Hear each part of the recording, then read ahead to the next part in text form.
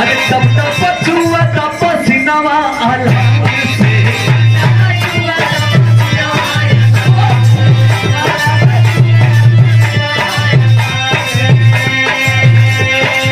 परेशान हो गए तो कल तू कुछ ना करवा एक पसीना छुआ था ना कहाँ से अरे तब तक पछुआ तब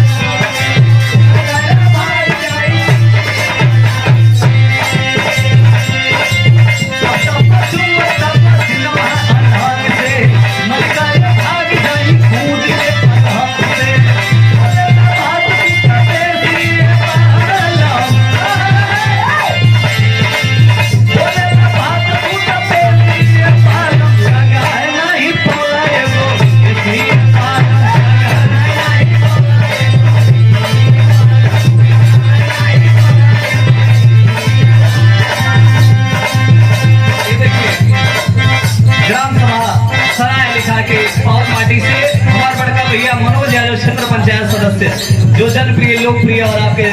ग्राम सभा से भैया वार्ड देके आप लोग प्रतिनिधि सुन लिए अपने गाँव के बहुत बहुत भैया के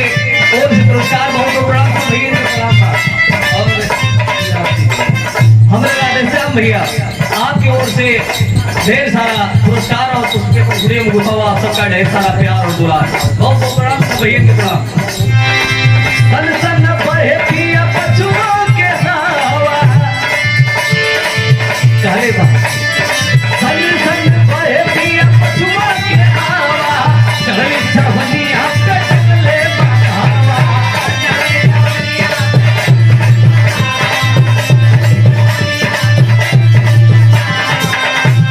सन सन बढ़े पिया पछुआ के आवा चढ़ी छवनी आपके चले बढ़ावा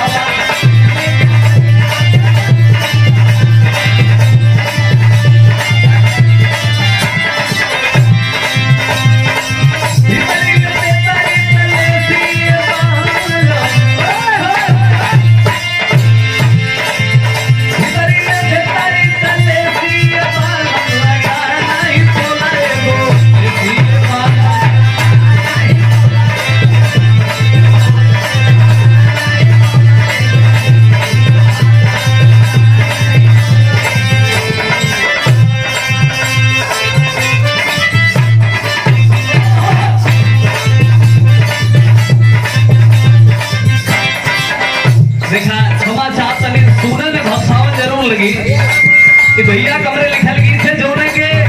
बड़ी आप लोग बुला डाला हर मंच में आप लोग के आशीर्वाद से बालाजी जहाँ भी जाएगा एक स्पेशल डिमांड हमारा देवर अपनी बहुताई समाज आपके लिए मोती भैया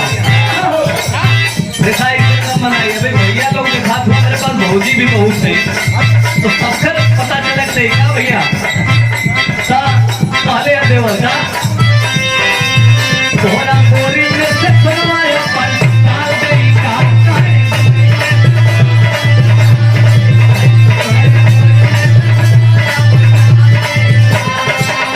भैया नहीं बातें डाल गई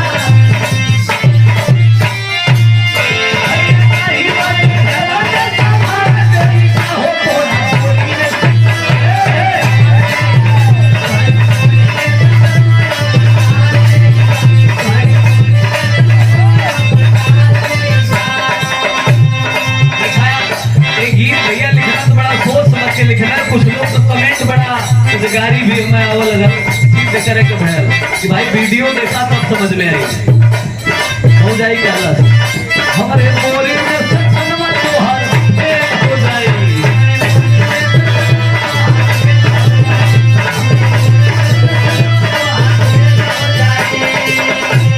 भैया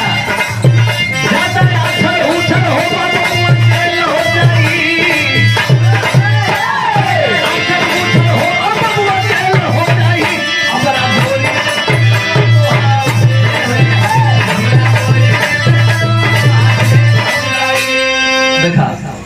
सोचत हो भाई हाव का मामला चच्चा भी सोचत हूँ कि आज बालाजी बड़ा सज्जन लड़का बड़ा उठपटांग गावत एकर मतलब ही है कि बोरिंग में सक्सनवा नदी नहर के किनारे देखले होगा मन के पंखी सेट रहला बोरिंग बैठ गई हमार तो भौजी के कहत बड़ी के अपन सेक्शन का तो कोहरे में डाल के खेत होखा ले भौजी मजाक समझत थी आगे ना मनवी तो देवर एक लाइन और कहलस का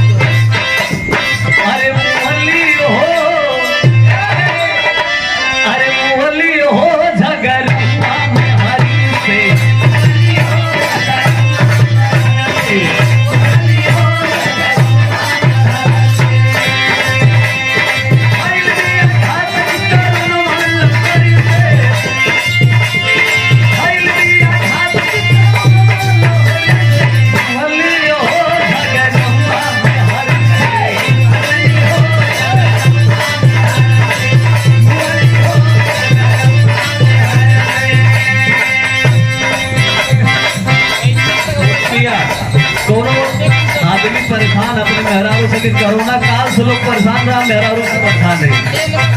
और गलत का मछली रेखा परिवार अल्लाह को दिनवा सुन भाई लोग के लाज कनवा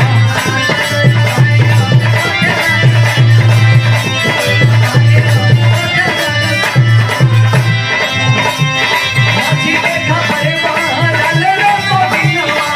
सुन भाई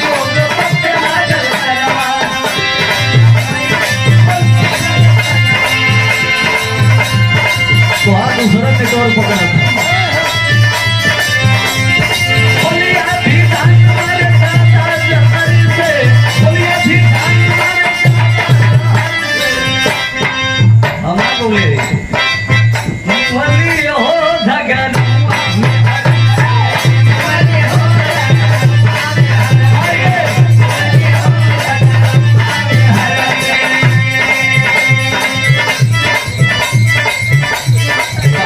भैया लोग साला भैया